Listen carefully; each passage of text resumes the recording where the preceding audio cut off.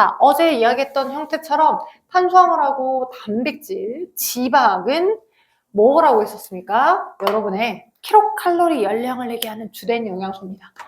여러분 몸에서 힘을 내게 하는 주 영양소예요. 그래서 열량을 갖고 있고요. 킬로칼로리 열량이 있어요. 오케이? 킬로칼로리도 있고 열량도 갖고 있고 라고 하는 주된 영양소, 주 영양소라고 했고요. 인체를 구성하는 데도 사용되고 세포호흡의 재료로 주로 많이 사용이 된다라고 말씀을 드렸습니다. 그리고 저 탄수화물은 1g당 몇 킬로칼로리 열량이었어요? 빠르게 복습 얼마? 4킬로칼로리. 단백질 얼마였어요? 단백질 걔도 4킬로칼로리. 그죠? 지방 얼마였어요? 걔도 1g당 9킬로칼로리. 그래서 훨씬 많은 열량을 만들어내니까, 그죠? 탄수화물이 여분의 열량이 많이 들어와서, 그죠? 탄수화물이 지방으로 바뀌어서 저장되기도 하더라라고 설명까지도 말씀을 드렸고요. 걔네가 소화가 되면 우리 몸에 가장 적은 사이즈로 들어와줘야 합니다. 그래서 다당류가 있고, 이당류가 있고, 단당류가 있었어요. 맞아?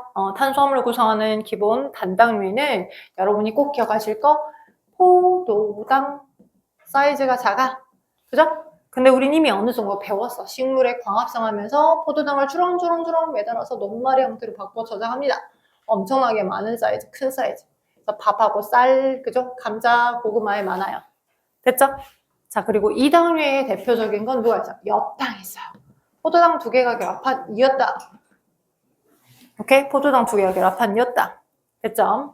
그리고 여러분이 기억하신 젖당 이런 것들도 나오긴 하는데 유당. 그건 이제 나중에 조금 디테일 챙기시면 될 것 같고, 단백질의 기본 단위체는 아미노산 기억합시다. 지방이 소화가 되면 지방산과 모노글리세리드가 된다는 것도 기억하시면 좋을 것 같아요. 오케이?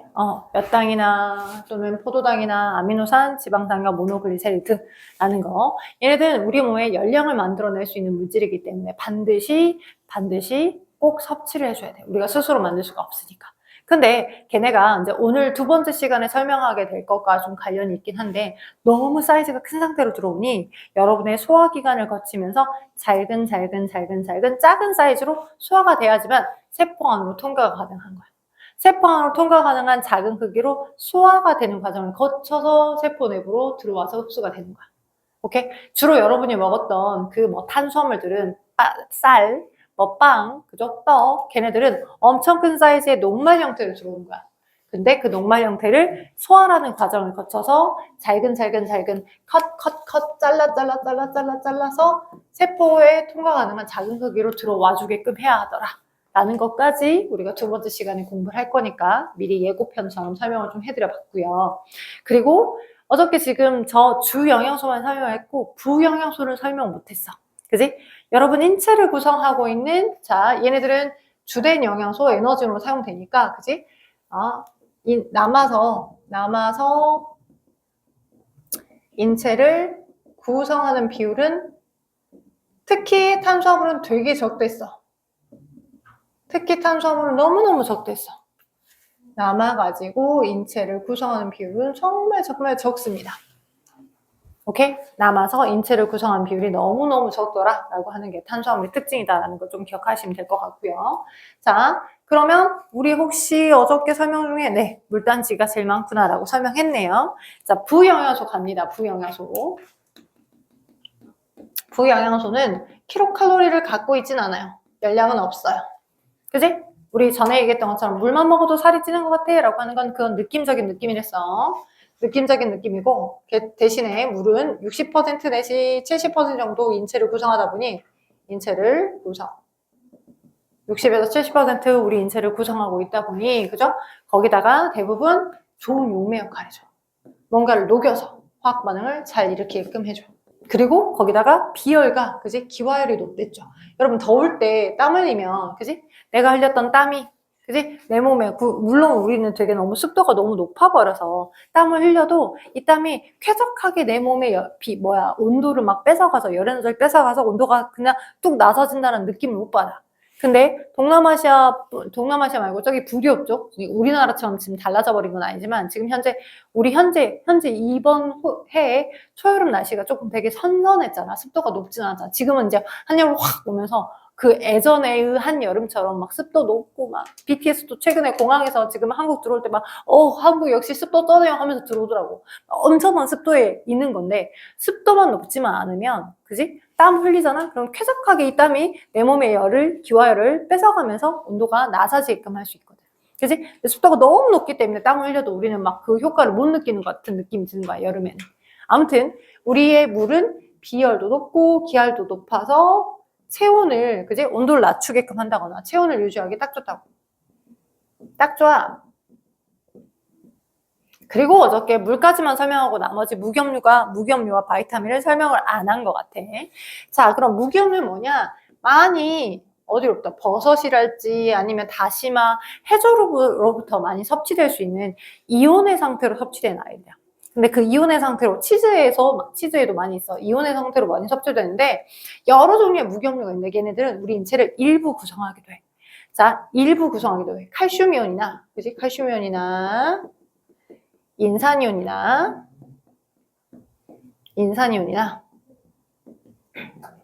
오케이? 칼슘이온이랄지 인산이온들 같은 경우들은 여러분의 이 잇몸을 이루게끔 해주는 주재료야.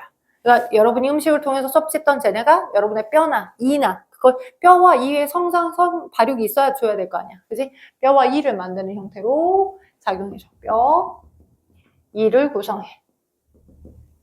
여러 무기염류도 있을 거야. 그러니까 이온의 상태로 섭취되는 것들 말해. 그래서 칼륨 이온이랄지 또는 나트륨 이온이랄지 등등등이 그지? 이온의 상태들로 섭취되는 형태들. 오케이. 자, 그리고 무기염류들 중에서 칼슘 이온이랄지 인산 이온뿐만 아니라 또 무엇도 있냐? 중에 철분. 여러분 책에는 이게 안 나와 있으니까 좀 적어줄래요? 자, 철분. 철이온이라고도 하고 철분이라고도 해. 오케이? 자, 칼슘이온, 인산이온은 뼈와 이의 구성 재료. 여러분의 뼈와 이를 만들게 하는 재료. 근데 철분 이온은 주로 헤모글로빈의 재료야. 헤모글로빈. 그지? 산소 운반 단백질, 헤모글로빈의 재료.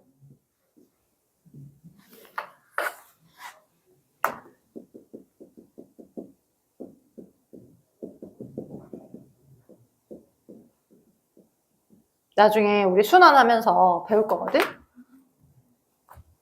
순환하면서 배울 건데, 자, 적혈구 속에 산소 운반 단백질이 들어있어. 적혈구 속에 산소 운반 단백질인 헤모글로빈이 들어있는데 헤모글로빈이 많은 곳에 가서 산소를 막 받아오고 산소가 부족한 곳에 가서 산소를 퍼다 주려면 저 철분이온이 있어줘야 돼. 철분이온이 있기 때문에 이런 일을 할 수 있어. 철분이온이 있기 때문에. 그래서 산소 운반 단백질 헤모글로빈의 주재료로 적혈구 속 헤모글로빈이 저렇게 있는 덕분에 우리가 많이 산소를 받아서 곳곳에 모든 세포에 산소를 퍼다 줄 수 있어. 산소가 없으면 세포업 안 일어나잖아. 그치? 산소가 있어야지만 세포업하고 산소가 있어야지만 달러를 우리나라 돈으로 바꿔주면서 생명활동을 영위할 수 있잖아. 그치? 그래서 자, 적혈구 속 헤모글로빈이 주재료가 되는데 반드시 여러분 인체를 이렇게 구성하고 있구나. 그래서 무기염류는 인체를 일부 구성해. 무기염류는 인체를 일부 구성합니다. 됐죠?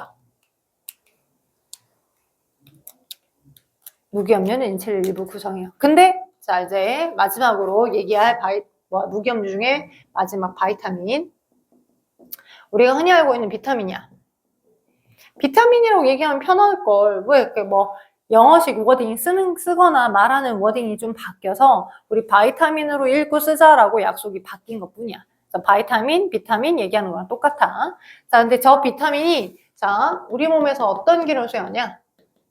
주로 주로 각각 하나하나씩이 행해준 역할들이 싹 다 다르긴 해. 한 개 한 개씩이 행해준 역할들이 모두 다 싹 다 다르긴 하는데 주로 바이타민들 중에 자, 비타민 A들은요. 어릴 때 우리 보통 이제 너무 눈의 시력이 약하면 그죠? 멀리 있는 게 안 보여, 잘 보여 이런 거랑 상관없이 눈의 기능이 떨어지는 여러 요소들이 있는데요. 밤에 잘 안 보여요. 우리 언니가 좀 야맹증이 살짝 있거든? 그래서 저 차가 이제 약간 너무 더우니까 이제 자외선을 차단하게끔 하기 위해서 차들도 다 그거 태닝 하잖아요. 선팅 필름 같은 거 바르잖아. 근데 그게 또 표준 값이 있어. 너무 많이 발라버리면 밖에서 안이 안 보이니까. 그리고 이제 밤에 내가 파킹할 때 그 흰색 라인이나 이런 게 잘 안 보이기 때문에 어느 정도 적정 표준 수치만 해야 되는데 나는 그게 그렇게 어둡진 않거든, 밤에 잘. 그래서 조금 너무 기미 끼고 그러니까 조금 더 세게 했어. 그래서 언니가 가끔 내 차를 저녁에 운전을 하고 파킹을 할 때 야, 넌 이게 보이냐? 너무 시커머지 않냐? 하면서 그래. 우리 언니가 어릴 때 눈이 안 좋았어. 어릴 때 7살 때부터 안경 끼고 그랬거든. 그래서 데리고 가서 이제 시력 검사나 이런 거 해보면 눈이 조금 다른 이제 일반적인 친구들보다는 조금 눈에 능력이 좀 약하다고 해가지고 엄마가 어릴 때 동물 간 있죠. 쇠고기 같은 거 이제 간을 이렇게 사서 먹인 건 아니고 이제 쇠고기 사면 이렇게 피덩이 빨간 거 있잖아요.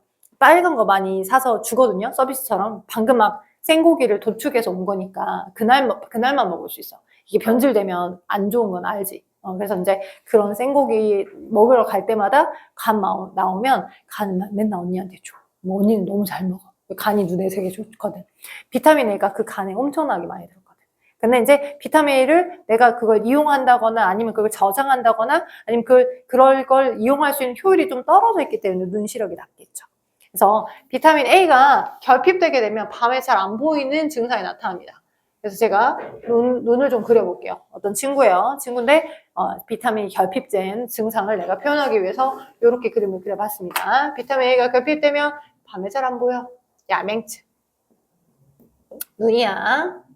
자, 그래서 비타민 A, 각 비타민들의 결핍증으로부터 이 비타민들이 어떤 역할을 수행해 주는지를 확인하려고 하는 거야, 지금. 이게 다 이미 연구가 된 거야. 그래서 비타민 A가 결핍되면 눈이 잘 안 보여, 밤에 잘. 그러니까 적당히 보여야 돼. 완전 셧다운돼서 빛이 하나도 없을 때, 그래도 일정 시간이 딱 지나면, 저기에 뭐가 있구나. 명암, 물체의 어떤 판단은 구분되거든? 근데 그 능력이 더 현격히 떨어져 있는 야맹증 친구들은 뭔가 되게 많이 줄어요. 시커매서 아무것도 안 보인다. 오케이. 그래서 야맹증이고, 비타민 C가 결핍되면 결합 조직을 지지지탱하는 역할이 비타민 C인데요. 그 비타민 C가 결합 조직이 지지지탱이 잘 안 되다 보니까 괴혈병이 오기도 합니다. 괴혈병. 결합 조직 지지지탱이 안 되다 보니 잇몸이 자주 헌다거나 피가 많이 나온다거나 이런 식으로 나타나는 거. 괴혈병이야. 비타민 E가 결핍되면 불임이 와요. 불임의 원인, 임신이 되고 싶은데 임신이 잘 안 되는 거 여러 원인 중에 하나인데 여러 개가 있는데 그 여러 개 중에 비타민은 생식세포가 빨리 노화가 돼버려요. 그러니까 세포의 노화를, 그러니까 항산화 물질이거든, 얘가. 항산화 물질인데 노화를 막아주는 물질. 근데 이 비타민 E가 결핍되게 됐을 때 생식세포, 정산화 난자가 빨리 노화가 일어나 버려서 내가 자손을 만들고 싶을 때 그 생세포가 기능을 못하는 거지. 그래서 생기는 게 불임이야. 비타민 E가 부족할 경우 그럴 수 있어. 자, 비타민 D가 부족하면 뼈나 그것들의 어떤 튼튼함이나 그런 경도가 탄탄해지지 않아서 등이 휘어. 뼈가 휘어. 이게 구루병이야. 그리고 비타민 B1이 결핍되면, 비타민 B도 여러 개인데요. B1이 결핍되면 탄수화물 대사가 잘 안 돼서 다리가, 종아리가 허벅지만하게끔 일정 시간이 지나면 붓는 거야. 다리가 되게 많이 붓는 형태로 나타나는 거. 그게 각기병이야. 탄수화물 대사가 안 돼서 나타나는 비타민 B1 정말 필요해. 그래서 비타민 결핍증으로부터 각각의 비타민들의 기능을 알아본 것들을 이걸 한번 그림을 그려주십시오. 비타민의 결핍증으로부터 우리는 기능을 유추할 수 있어요. 오빠 적어줘, 도윤이 오빠. 따단. 그려주세요. 따단.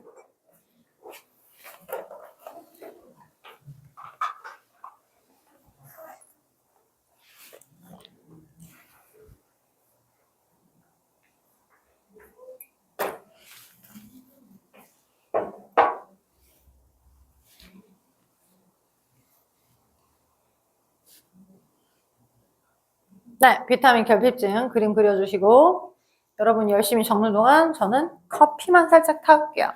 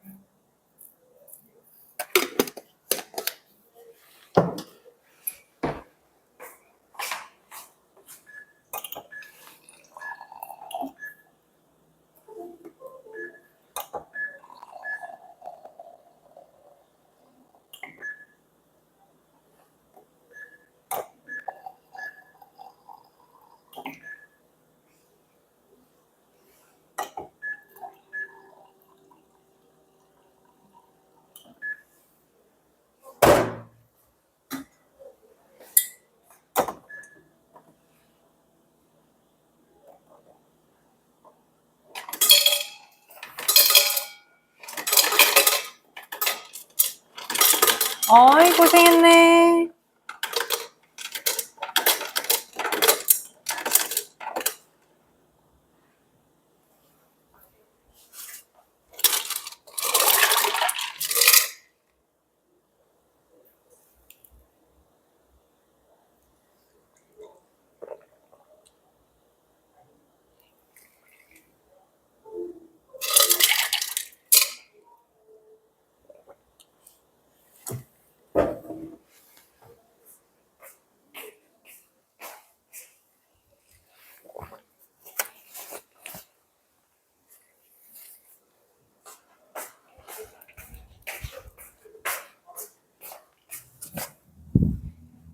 네, 다 적었나요?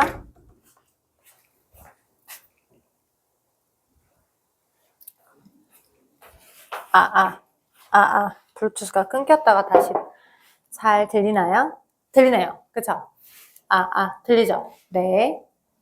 자, 그래서 지금 이렇게 비타민의 결핍증을 알아봤고요. 비타민의 결핍증으로부터 어떤 기능들이 일어나는지를 설명을 드렸어요. 자, 그러면 그 다음 자, 지금 여기를 설명했고요. 여러분이 또 기억할 것 중에 하나가 부영양소에 무기염료와 바이타민이 있잖아. 그래서 물, 무기염류, 바이타민, 3부 영양소가 있어. 어저께 얘기했던 우리 인체를 구성하는 여러 가지 비율 중에 자, 물이 거의 60%, 70% 우리 인체를 구성한댔지. 그리고 우리 몸은 물 단지야.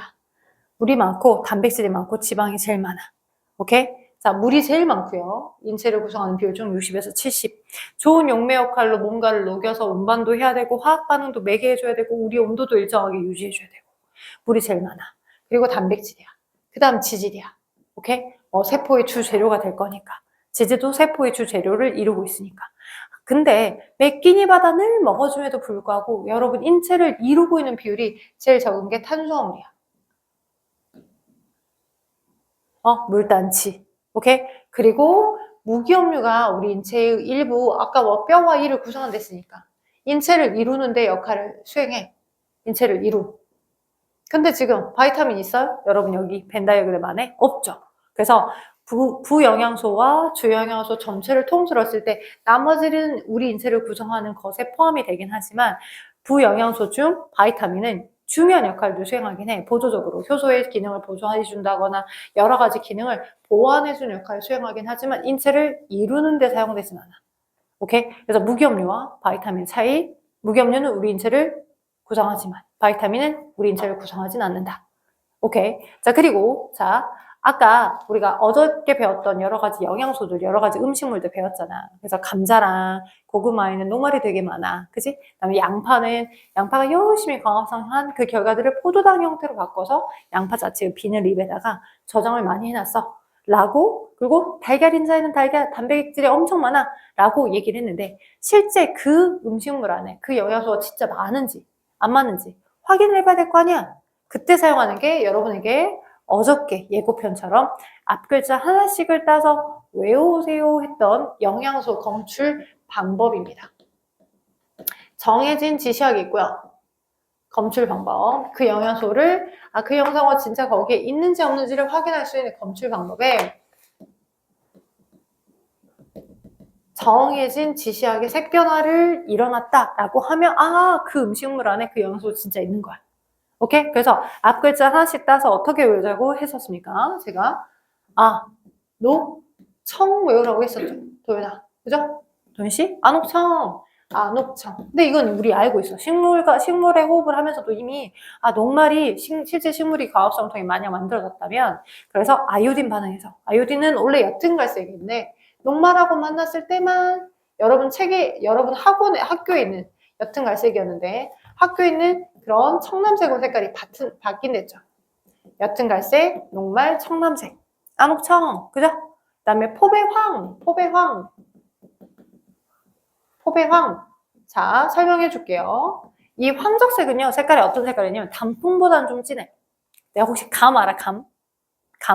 감색처럼 약간 완전 빨간 것도 아니야. 근데 약간 노랑이 섞였어. 약간 주황색? 비슷한 그런 색깔. 그게 황적색인데, 자, 포도당이나 얘는 이제 녹말과 포도당의 큰 차이가 뭐야? 얘는 분자크기가 엄청 큰 거. 엄청 분자크기가 큰 거고, 그 다음에 포도당 분자크기가 작잖아. 그지? 그래서 얘는 분자크기가 큰데 얘가 소화돼서 사이즈가 작은 엿당이나 포도당처럼 녹말은 아닌 근데 사이즈가 작은 모든 당분들 근데 엿당은 아닌 사이즈가 작은 모든 당 성분들은 뭐에 의해서 베네딕트라고 하는 용액이랑 반응하면 색깔이 바뀌어요. 돼요? 베네딕트랑 반응하면 색깔이 바뀌어요. 근데 베네딕트 자체의 색깔은 푸른색이었어. 푸른색이야.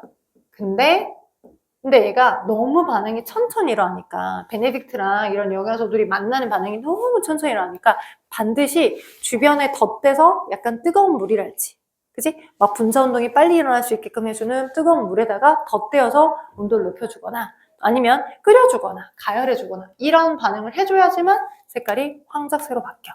그래서 앞 글자나 뜻이 따서 포배황이라고 꼭 기억하실 거. 돼요? 포배황. 돼요? 안옥청. 그리고 2개 남았죠? 뭐 있었어? 수지선, 수단 3용액. 수단 3용액, 수단 3용액이 있습니다. 수단 3용액이라고도 하고 수단 3용액이라고도 얘기를 할 건데 얘는 자 원래 색깔이 빨간색이야. 빨개. 내가 지방하고만 만나면 근데 지방이 고체 지방도 있고 액체 지방도 있죠. 오케이? 액체 지방은 뭐 참기름, 콩기름, 뭐 해바라기 씨유 뭐 이런 게 기름이거든. 액체 지방은. 근데 이제 그 액체 지방 말고 고체 지방 있겠죠. 뭐 유기용매, 버터 같은 거, 마가린 같은 거. 네, 버터나 마가린 같은 그런 고체 지방은 얘랑 닿을 수 있는 표면적이 넓진 않기 때문에 약간 그 유기용매에 녹여줘야 돼. 유기용매에 고체지방을 같이 녹여주게 되면 유기용매 고체지방을 녹여주게 되면 그러니까 쉽게 말하면 지방하고 반응하면 그럼 색깔이 뭐로 바뀌냐? 자, 얘가 빨간색이었거든? 근데 핑크색으로 바뀌어. 근데 우리가 핑크라고 얘기하면 좀 애매하게 웃기잖아요. 그래서 선홍색, 약간 묽어진 빨간색, 착색된 빨간색이라고 해서 선홍색으로 외우셔야 돼.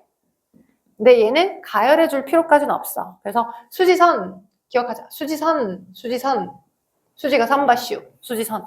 그리고 하이라이트는 단백질 확인하는 겁니다. 자, 단백질은 우리 비비비 남았죠? 지금 다 외우라고 했던 것 중에 비읍 남았어요. 비읍. 그래서 비비빅으로 외우셔도 되고 비읍자들이 되게 많이 걸리니까 비를 선생님이 얘기한 거야. 오케이? 그럼 여기 단백질에 비읍 들어가죠. 그리고 단백질을 검출한 용액이 다른 말로 뷰렛 용액이 있습니다. 근데 뷰렛 용액은 2가지 용액이 혼합되어 있는 거야. 2가지 용액이 섞였어. 뭐하고 뭐가? 5% 수산화툼 수용하고 1% 황산물이 수용이 섞여 있어. 그래서 여러분 시험 문제에 페이크로 많이 나와. 자, 철수가 어떠한 실험을 했는데 달걀인자에 단백질이 많이 들어있는지 안 들어있는지 확인하기 위해서 철수가 이런 실험을 했는데 뷰렌 용액 대신에 5% 수산화트륨하고 이 달걀인자랑 반응시켰다. 근데 색깔이 보라색으로 안 나타났다. 철수 실험에 잘못된 점이 뭐 있냐 물어본다고. 왜? 이것만 있으면 수산화트륨 수용액만 있으면 얘는 뷰렌 용액이 아니잖아. 얘랑 2개가 섞여져 있어야 되고 그리고 퍼센트 농도도 되게 중요해. 황산구리는 1%야. 농도가 낮아. 퍼센트가 낮고 얘보다 더 진한 농도를 5배 정도 더 진한 농도를 섞어줘야 되는 게 수산화나트륨 수용액이야. 돼요? 그래서 이 두 개가 섞이게 되면 색깔이 뭐로 바뀌냐? 원래 뷰렌 용액의 색깔이 푸른색이었어. 푸른색. 선생님 이런 거와 비슷한. 오케이? 근데 색깔이 보라색으로 바뀌어요. 보라랑 완전 다르죠? 오케이? 그래서 단백질, 뷰렌 용액 만나면 보라색. 뷰단복. 오케이? 뷰단복으로 기억하셔도 되고 또는 그냥 BBB로 연상해 두셔도 돼. 내가 뷰야, 배가 아니야. 뷰단포야. 단백질, 뷰렌 용액이야. 단백질, 베네딕트 반응 아니야. 됐죠? 오케이. 자, 그렇다면 오른쪽 여러분 숙제로 제가 내드렸었나요? 내드렸었죠? 예, 답 확인해보고. 자, 넘어갑시다. 1번 영양소에 대한 설명입니다. OX 물어봤어요. 무기염리는 3대 더운 말해요. 2번만 숙제로 내줬어요? 아, 그래요? 그럼 1번하고 3번 지금 해줘봐요. 1번하고 3번 지금 해줘봅시다. 더워요. 네, 틀어드릴게요.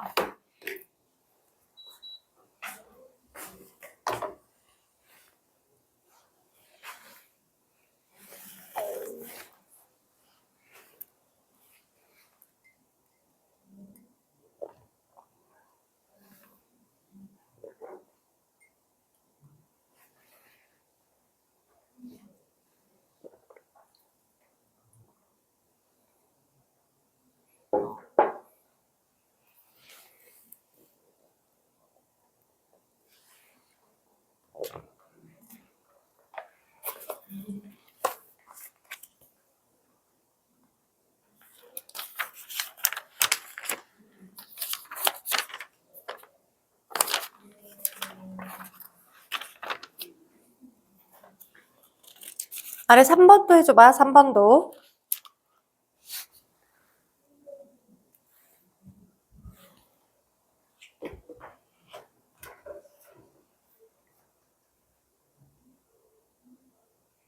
지금 하고 있는 단원이 제일 힘든 단원.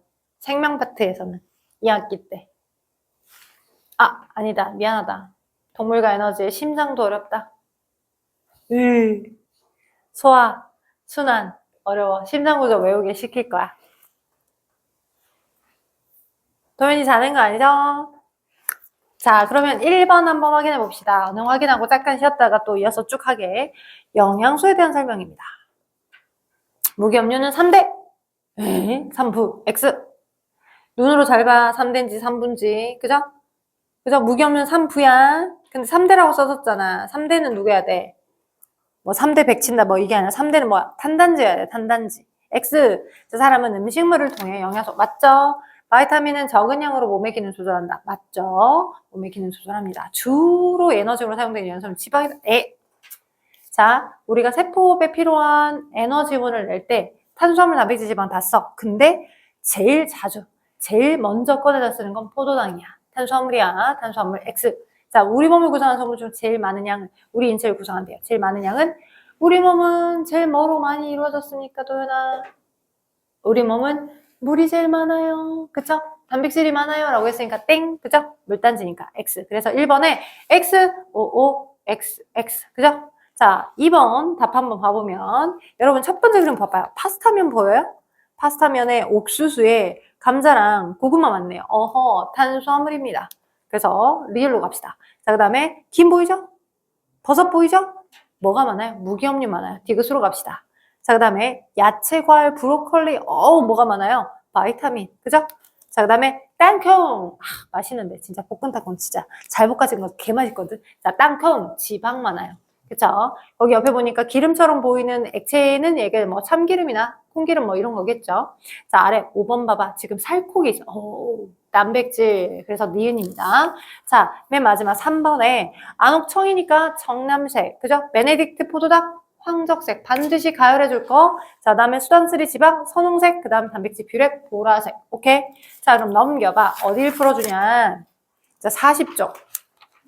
뭐가 되게 복잡해 보이는데 음식물에 들어있는 영양소 검출하기라고 나와 있어. 여러분이 방금 영양소 검출 지식들을 외웠다 치고 머릿속에 다 기억했다 치고, 그러면 실제 선생님이 얘기했던 그 음식물 안에 그 영양소가 진짜 있는지를 확인하기 위해서 어떻게 12개 홈판에다가 지금 실험을 해보는 거야. 12개 홈판에다가 나름 확인을 해볼 거야.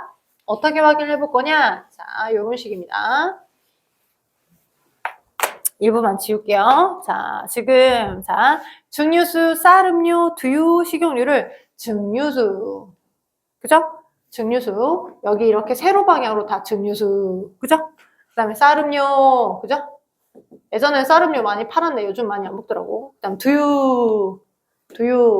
그죠? 식용유. 그죠? 이렇게 놓고. 됐죠? 첫 번째 열에는 뭘 집어넣었어? 여기는 아이오딘을 다 반응시킨 거야. 되겠어?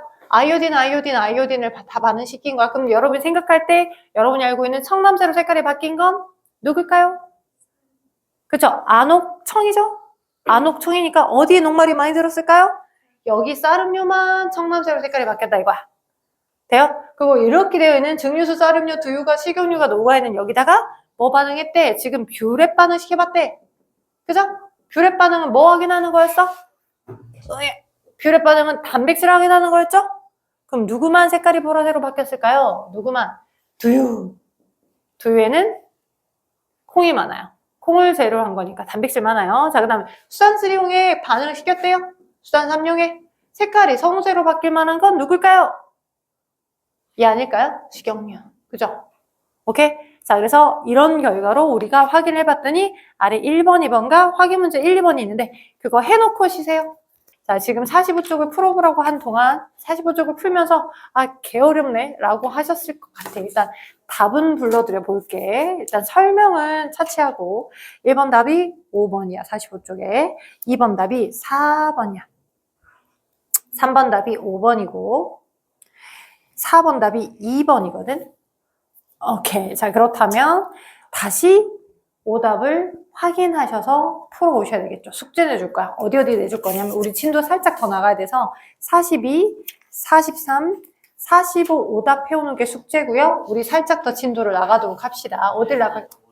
1번 답 5번이었어. 45쪽에 5번.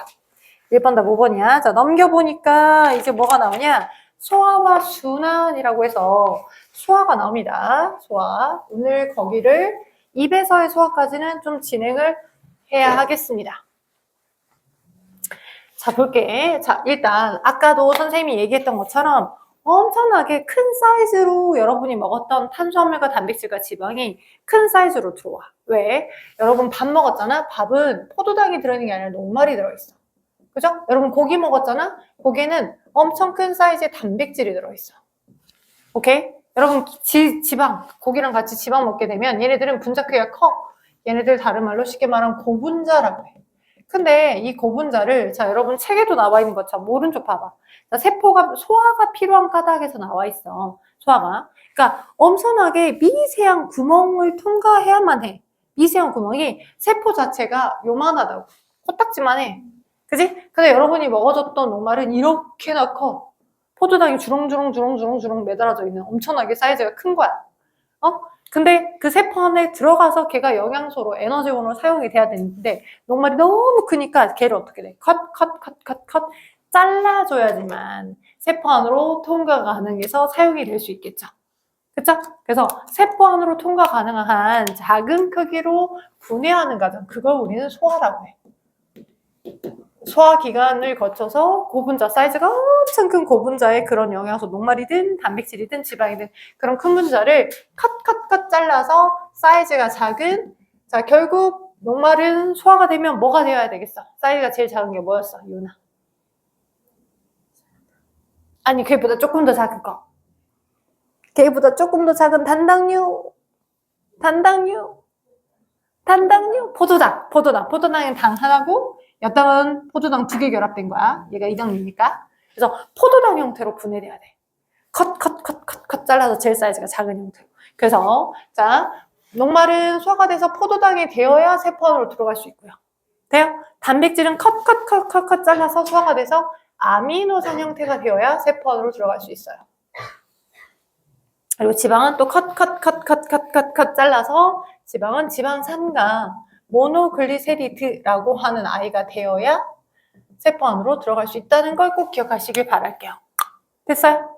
오케이? 그래서 이렇게 세포 안에 통과 가능한, 세포로 통과 가능한, 세포 내에 통과가 가능한 사이즈가 작은 형태로 소화기관을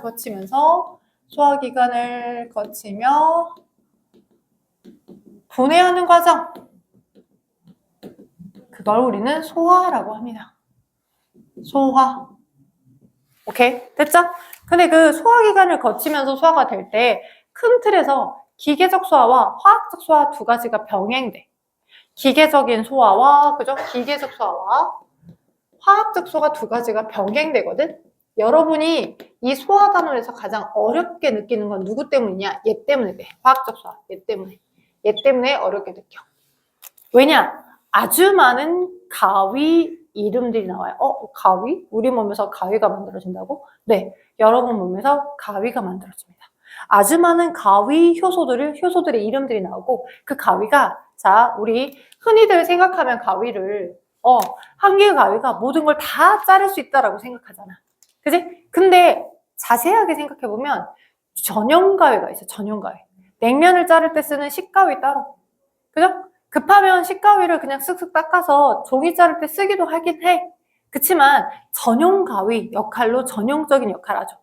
오케이? 냉면 자를 때는 그 식가위로만 냉면을 자를 거고요. 그죠?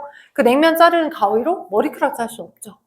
그죠? 헤어 디자이너들은 헤어를 자를 때 쓰는 헤어용 가위가 따로 있죠. 그죠? 그 다음, 여러분 이제 데이트 간다라고 하면 남자들 특히 코털 관리 잘해야 돼. 그래서 나도 모르게 코털이 삐져나왔어. 그러면 이제 뭐 봤어. 거울을 봤는데 오늘따라 잘생겨 보이는데 근데 이제 삐집고 나오고 있는 안녕하고 있는 코털이 있어. 그러면 데이트 가기 전에 좀 잘라줘야죠. 뽑으면 안 돼요. 뽑으면 모낭에서 염증이 생길 수 있기 때문에 뽑는 것보다 좀 잘라주시면 돼요. 근데 주방에 있는 식가위나 사무용 가위로 집어넣고 코털을 자르기 힘들죠. 그러다가 여기 코 찝혀요. 그죠? 살집 찝히고 베리면 안 되잖아. 그치? 그래서 다이소 같은 데 가면 코털을 자르는 코털 전용 가위가 따로 있습니다. 되게 작은 가위로 끝은 동그래서 혹시 그 안에는 코에 있는 살을 자르면 안 되니까 동글동글한 모양의 코털 가위가 조금 얄쌍한 게 있어요. 돼요? 지금 제가 주로 설명드리는 건 코털 정리용 가위를 팔기 위한 게 아니죠, 지금. 제가 막 열심히 얘기한 거 뭐야? 가위가 각각 전용 가위가 다 있더라 이거죠. 그죠? 주방에 쓰는 식가위 따로, 코털 정리용 가위 따로, 그죠? 오케이? 그 다음에 이제 사무용 가위, 머리 자를 때 쓰는 가위 각각 따로 있는 것처럼 저 화학적 소화를 담당하게 하는 소화 효소도 녹말을 자르는 소화 효소, 단백질을 자르는 소화 효소, 지방을 자르는 소화 효소가 다 다르게 있다 이거야. 그러니 외워야 할 소화 효소가 많을 것 같아. 그죠? 이 소화 효소가 이걸 이렇게로 변신시켜주고 잘라주는구나 라고 하는 걸 외워줘야 하는 거야. 좀 많아. 그래서 여러분이 어렵게 느끼는 게 이 화학적 소화야. 돼요? 가위 설명해서 가위를 다른 말로 실질적으로는 제가 비유를 한 거고 소화 효소에 의해서 소화가 일어나는 걸 화학적 소화라고 해. 돼요? 저 소화 효소가 큰 덩어리의 그 영양소들을 잘라준다고. 컷. 오케이? 근데 그 전용 가위가 있다고. 오케이? 그래서 소화 효소에 의한 소화를 화학적 소화라고 하더라. 근데 저 화학적 소화가 어떤 특징을 갖고 있더라? 첫 번째, 한 가지 소화 효소는 한 가지 영양소만을 자르더라. 돼요? 한 가지 소화효소는 한 가지 영양소만을 자릅니다. 됐죠? 오케이? 그리고 두 번째. 자, 소화효소가 주성분이 단백질이야. 주된 성분이 단백질이야. 그래서 온도에 약해. 열에 약해. 오케이? 자, 그래서 여러분이 성장기 때 단백질을 되게 고기를 많이 먹어줘야 되니 우리가 합당화를 얘기를 해줬죠? 고기가 여러분의 세포의 재료가 돼. 오케이? 세포 안에도 여러 물질 자살을 하게 하는 효소의 주 재료가 다 단백질이야. 근데 그 단백질을 여러분이 스스로 만들 수 없어. 그러니까 여러분이 먹어서 섭취해서 걔를 소화시켜가지고 그런 조각들을 갖고 있어. 그러면 그런 단백질의 기본 단위체인 아미노산이라는 조각들을 막 가지고 있다가 내가 가지고 있는데 엄마 아빠로부터 물려받은 그 유전 정보에 의해서 그 조각들을 조립시켜서 오케이? 그 조각들을 다 조립을 시켜서 이런 효소도 만들고 저런 호르몬도 만들고 그죠? 다양하게 만들어서 쓰는 거야. 여러분 몸에 물질대사도 일어나게끔 하고 하는 식으로. 됐죠? 그래서 그런 재료에 해당하는 걸 많이 섭취해줘야 그런 조각이 많아야 그죠? 여러분 어릴 때 해봤잖아. 레고 불러. 그지? 막 이렇게 열심히 다 다양하게 내가 창의적으로 막 만들었어. 근데 레고 머리가 없어. 어디 분실해갖고. 몸통만 있어. 레고 머리 할 게 없어. 그럼 그게 완성이 안 되잖아. 그지? 그런 조각들 조립에 해당하는 그 요소들을 많이 섭취해서 갖고 있어야 다양하게 필요할 때 다 만들 수 있겠지. 되죠? 오케이? 자, 그렇게 생각해 주시면 되고. 그래서 한 가지 소화효소는 한 가지 영양성을 만드는데 주성분이, 그지? 소화효소의 주된 성분이 뭐여서? 프로테인, 단백질이어서. 그래서 온도와 pH에 약해. 최적의 온도에서 기능을 잘하는 거고, 온도와 pH, 최적의 pH가 있어. 오케이? 우리 그 광합성이 잘 일어나는 광합성에 영향을 미친 요인에서도 광합성에 관련된 효소가 있다 보니까 재료가 많다고 해서 무조건 광합성을 많이 했던 게 아니잖아. 지금 피크의 온도에서만 기능을 많이 하고 온도가 너무 높으면 기능을 못했죠. 오케이? 그죠? 광합성 효소들도 마찬가지 그런 효소들을 갖고 있기 때문에 온도에 영향을 받았던 것처럼 얘도 마찬가지야. 30.5도씨에서 제일 기능을 잘해. 그래서 여러분이 이 온도를 유지해야 되는 중요한 이유야. 오케이? 냉방병도 이런 것 때문이야. 바깥이 너무 더워서 실내에서 엄청나게 에어컨 바람을 바로 맞는다고만 하게 되면 내 온도를 조절해주는데 시스템에 이상이 생겨버린 거야. 내 몸은 30.5도를 유지해줘야 되는데. 여름엔 막 배탈 나는 이유도 너무 더워 하고서 막 아이스크림 막 드립다 막 시원한 걸 막 너무 많이 먹어. 그러면 너무 차가워져 버린 내 몸의 내부의 온도 때문에 온도가 이렇게 유지가 돼야 전반적인 효소의 기능들이 잘 일어날 수 있는데 온도가 너무 낮아져 버리니까 효소가 쟁이기를 못하는 거야. 그래서 뭔가를 먹었는데도 소화가 잘 안 되는 것 같고 장에 염증이 오는 것 같고 막 이런 식으로 되는 거지. 됐죠? 그래서 여러분 너무 춥게 주무시면 안 돼요. 덥다고 해서 막 다 에어컨 틀어놓고 여러분 뭐 요즘 같은 날씨는 에어컨 틀어놓고 이불 덮어 쓰고 자는 게 국룰이잖아. 그래야 제대로 자는 거잖아. 에어컨 바람 바로 맞으면서 자면 안 돼. 목도 나가고 이러니까. 목소리도 나가고 하니까. 아무튼 주된 성분이 단백질이고 그러다 보니 여기다 포인트. 만약 끓여버리면 기능을 하더라? 온도가 높거든? 정상적인 어떤 효소가 있거든? 그 효소를 온도를 높여버렸어. 끓였어. 오케이? 그러면 걔는 기능을 하는가 못하는가? 못하는 거야. 정상 기능을 상실하는 거야. 이걸 기억하셔야 돼. 오케이? 자, 그래서 이걸 바탕으로 전반적으로 여러분의 소화기관 중에 어디서 입에서부터 어떻게 소화가 일어나는지를 좀 설명을 해드리면서 진행 한번 해보도록 할게요. 자, 저튼 여러분의 각 소화기관에서 저렇게 소화효소가 나와서 전용 가위가 전용의 영양소를 컷 잘라주는 거. 그게 화학적 소화고요. 그리고 여러분의 소화기관 내에 뭐 예를 들어서 위쪽에서부터 아래쪽으로 내려보내주게끔 해줘. 물질을. 그게 꿈틀운동이야. 왜? 여러분이 이렇게 먹었어. 그러면 꿀럭꿀럭 내려가잖아. 묽은 물 쓰고 햄버거를 먹고 있어도 그 햄버거는 천천히긴 하지만 소화는 됩니다. 햄버거가 다시 버텨지진 않아요. 다행히 묽은 물 서서 뭔가를 먹어도 위쪽에서 여러분의 어떤 중력의 방향 쪽으로 정상적으로 위가 수축, 아래가 이완. 그리고 얘가 수축해서 짤록해서 수축해주니까 아래가 이완해서 꿀렁꿀렁 아래쪽으로 내려보내집니다. 그게 뒤집어져도 그런 일을 합니다. 오케이? 그래서 꿈틀운동이라는 기계에서 소화가 일어나고 그 다음에 입에서는 이가 있잖아. 그래서 이가 앙 씹게 해주잖아. 그래서 씹는 운동도 일어나게끔 되고 기계적 소화 씹고 그 다음 그 소화기관 안에 소화액이 쫙 분비가 되고 그 다음에 막 혀가 막 섞어주고 그 다음에 주변 바깥에서 위쪽 아래쪽 수축기를 반복하니까 그 안에서 자꾸 막 섞일 거 아니야. 우리 뭐 세탁기에 탈수기능 세탁기능처럼 막 섞이겠지. 이런 식으로 섞이는 혼합운동이라는 것도 기계적 소화기능입니다. 그래서 혼합운동 일어나거나 씹거나 꿈틀대거나 이런 모든 운동들이 기계적 소화입니다. 기계적 소화가 일어나서 일이 진행된다라고 보시면 돼요. 됐죠? 자, 그러면 소화기관은 우리 몸의 소화기관 실제 음식물이 지나다니는 소화기관과 오케이? 실제 음식물이 지나다니는 소화기관과 그 소화기관이 행해줘야 되는 역할에 알맞게끔 음식물이 지나다니지는 않지만 필요한 소화액을 만들어주는 기관 3개로 이루어졌어요. 자, 여러분 거기 46쪽에 맨 위에 1번에 해당하는 그 그림을 설명해 줄 거야. 입이 있고요. 식도가 있어요. 오케이? 그리고 위가 있고요. 위, 입이 있고 식도가 있고 위가 있습니다. 위, 입이 있고 식도가 있고 위가 있어요.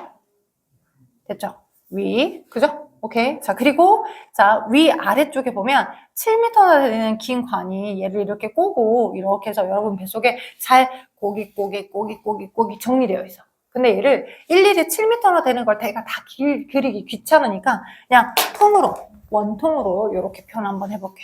뚱. 전체 이렇게, 여기까지가. 여기 안에가. 그죠?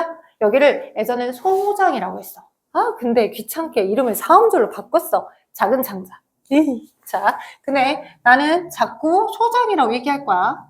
얘는 이꼴 쌤쌤 작은 창자 소장이야. 두 글자가 편하잖아. 오케이? 자, 그리고 작은 창자에서 먼저 소화가 막 된 다음에 자, 다 흡수되지 않은 나머지 찌꺼기, 음식 찌꺼기가 다음날 여기 이 서라운드 주변에 해당하는 대장을 거쳐서 응가로 나와. 여기까지가 항문. 오케이? 이 서라운드 주변이 대장이에요. 대장도 마찬가지 한글로 바꿨어. 아우, 세 글자. 그래서 작은 창자가 아니라 여기를 큰 창자. 큰 창자를 다른 말로 뭐라고 해? 대장이라고 해. 그지? 나는 대장이라고 얘기할 거야. 오케이? B급이 대장이야. 오케이? 그래서 대장에서는 화학적 소화 안 일어나. 기계적 소화만 해. 근데 흡수도 안 일어나. 자, 그래서 대장은 자, 영양소의 소화 흡수가 안 일어나요.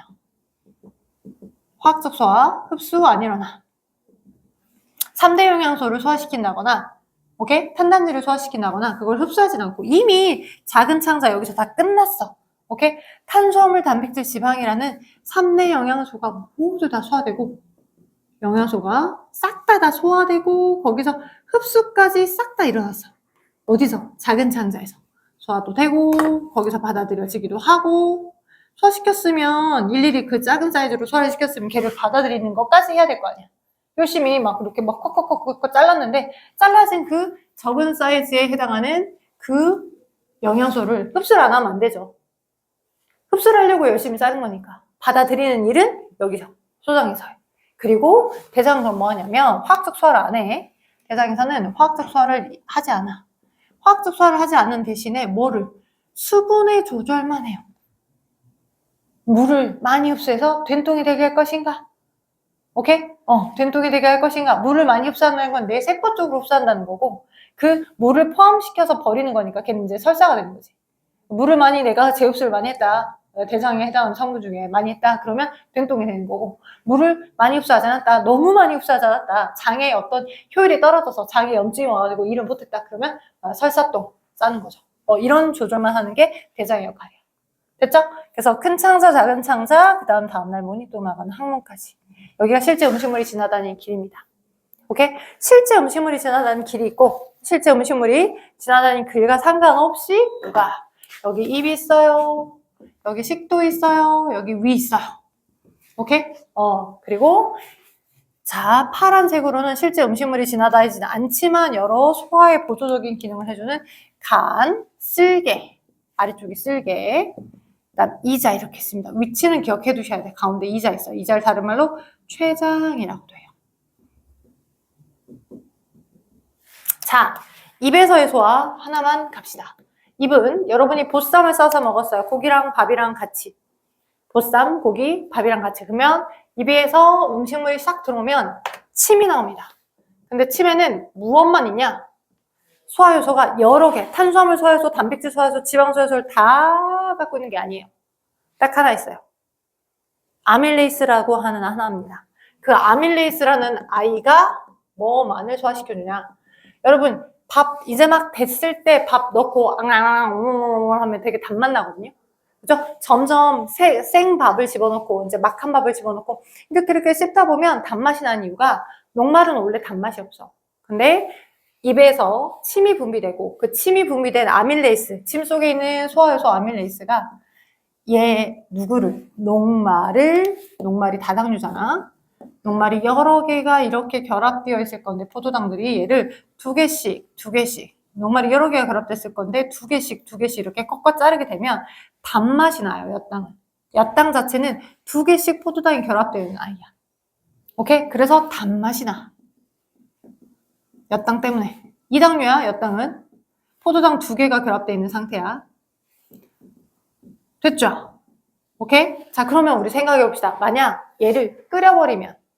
자, 우리 지금 여러분은 이런 실험을 하진 않을까요? 코로나 이후에는 그런 실험을 안 하거든. 근데 코로나 이전에 내가 초등애들 데리고 실험할 때, 과학 실험 같은 거 할 때, 자, 우리 치매 소화작용 한번 봐보자.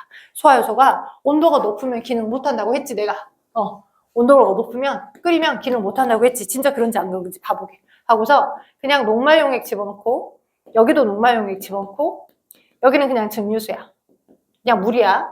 그리고 침을 받아야 돼. 내가 혼자 탁 뱉을 수 없잖아. 모아, 침. 너도 뱉어. 막 이랬다고요. 선생님 어떻게 똑같은 그 비커에다가 같이 다 모아요. 라고 그러는데 야, 뱉어. 괜찮아. 내가 뱉게 허락해줄게. 하고 막 모아가지고 했어. 한 10년 전에는. 근데 지금은 이런 실험을 하지 않아요. 그냥 혼자 내가 다 하루 왼종일 이렇게도 뱉었다가 저렇게도 뱉었다가 한 사람 거에 침을 모아서 실험을 하겠죠. 오케이? 그래서 침을 넣고 실험하고요. 그리고 여기는 똑같은 녹말용액인데 만약에 침을 따로 모아다가 끓여버렸어요. 우리 생각을 해봅시다. 끓인 침이야. 자, 끓여버린 침은 소화 기능이 있을까 없을까? 없어요. 너 소화 못해요. 오케이? 그럼 봅시다. 너는 침에 의해서 녹말이 몇 당으로 소화가 됐겠죠? 그지? 녹말이 몇 당으로 소화됐을 거야. 그래서 너는 소화가 됐어. 그지? 그러니까 녹말이 있는 거야, 없는 거야? 침 덕분에, 아밀레이스라는 소화효소 침 덕분에 녹말이 다 엿당으로 바뀌었어. 그지? 녹말은 없는 거야. 그쵸? 여기 B 시험관은 녹말은 없어. 그쵸? 녹말이 다 뭐로 바뀌었어? 엿당으로 바뀌었어. 그쵸? 근데 여기는 어떨까? 소화됐을까? 침을 끓여버렸어. 아밀레이스가 기능한다고? 못한다고. 그래서 너 소화가 안 일어나. 그러니 녹말이 고스란히 그대로 있어. 그죠? 녹말이 있으니까 소화가 안 됐으니까 그냥 엿당이 안 만들어졌겠죠? 맞죠? 그래서 베네딕트 반응, 우리가 외웠죠? 녹말을 확인하는 아이오딘 반응이나 또는 엿당이나 포도당을 확인하는 베네딕트 반응에서 어떤 색깔이 어떻게 바뀔까라고 물어보는 문제가 기본 문제로 나옵니다. 여기 시험 문제에서. 됐죠? 오케이? 그리고 녹말, 증류수, 얘는 증류수잖아. 아무것도 안 들어갔잖아. 그러면 소화가 되겠니? 뭐 아무것도 안 하는데 증류수는 어떤 효과도 없는데 그냥 녹말 그대로 있어. 소화 안 일어나. 그쵸? 오빠 듣고 있어요, 도윤이 오빠? 소화가 안 일어나. 증류수니까. 소화가 안 일어나니까 녹말이 그대로 있어. 그러면 그지? 소화가 안 일어났다는 거니까. 우리가 생각을 할 때 아이오딘 반응이 일어나는 시험관은 A, B, C 셋 중에 아이오딘이 녹말하고 만나서 청남새로 색깔이 변한 시험관은 누구누구? 청남새로 색깔이 변한 시험관은 청남색으로 녹말이 있어야 청남새로 바뀌는 거 아닌가? A와 C죠. A와 C가 녹말이 그대로 있을 거니까. 그지? 근데 뭐 포배황, 포도당이나 베네딕트, 그지? 포도당이 있다면 또는 엿당이 있다면 색깔이 황석색으로 바뀔 시험관은 소화가 돼서 녹말이 다 뭐로 바뀌어서 녹말이 싹 다 엿당으로 바뀌어서 엿당이 남아있는 건 베네딕트 반응했을 때 색깔이 황석색으로 바뀌겠네. 요렇게 기본 문제까지 풀어주는 것까지 한번 해봤어요. 그래서 숙제 아까 제가 내드렸던 세 쪽 여러분이 숙제를 45쪽을 하셨고 그죠? 오답 해오셔야 돼. 42, 43쪽 하시고 자, 까먹기 전에 여기 소화 부분은 요거 50쪽 있죠? 50쪽. 자, 방금 내가 찝어줬잖아? 50쪽. 50쪽 부분에 해당하는 탐구를 읽고 50쪽 밑에 있는 정리하기 문제라 확인 문제 1, 2번까지 풀어오는 게 숙제입니다.